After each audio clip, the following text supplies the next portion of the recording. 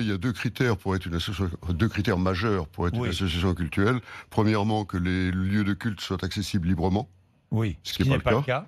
Et deuxièmement, qu'il y ait une transparence comptable. Ce qui n'est pas le cas. Je ne fais pas de commentaires. Donc, la transparence comptable n'existe pas et l'accès au lieu de culte, l'accès libre, n'existe pas non plus. Bon, la Scientologie, donc, va installer son siège à Saint-Denis, aux portes de Paris, pas très loin du Stade de France, 7000 mètres carrés, en plein cœur d'un quartier d'affaires, immeuble de 5 étages, Oui, avec beaucoup de saunas.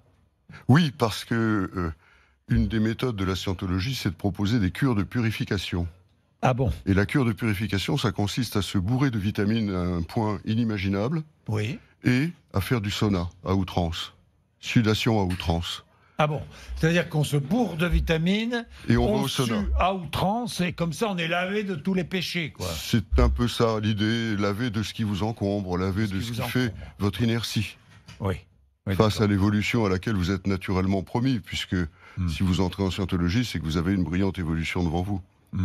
Donc, si j'ai bien... Oui, évidemment, quand on sort du sauna, parfois on se sent bien. Enfin, si on en fait trop, on se sent mal. Trop, plus les vitamines, c'est dangereux. C'est dangereux. Bah, évidemment, il y a eu des problèmes aux États-Unis. Voilà, j'allais vous dire, on n'a pas encore eu de problème en France, tant mieux, mais il y en a eu aux États-Unis. Bon.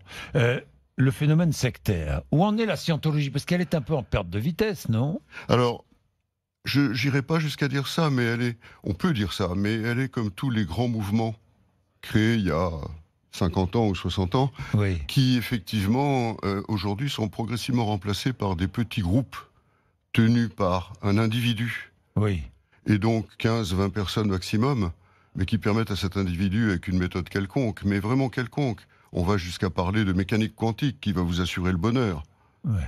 Bon, quand on sait ce qu'est la mécanique quantique, on peut parler physique nucléaire, mais de là à passer au bonheur, ça me paraît un peu dérisoire. Ouais. Ceci étant, nous avons pour principe, nous, à la DFI, de ne jamais condamner les croyances. Oui. De ne jamais critiquer les croyances. On est dans une république laïque. Oui. Chacun a le droit de croire en ce qu'il veut, ou de ne pas croire, d'ailleurs. Et c'est très important pour nous, ce point-là. Ouais. Donc, ce qui nous gêne, c'est les conséquences négatives de ces croyances.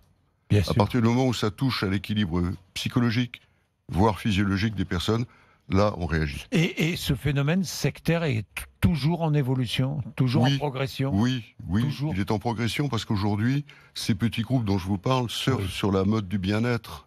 Eh oui. Et donc ça, c'est une mode qui se répand, et c'est très bien, le bien-être en soi, c'est parfait. Mais l'utilisation du bien-être comme outil pour asservir les gens, ça nous embarrasse beaucoup. Oui.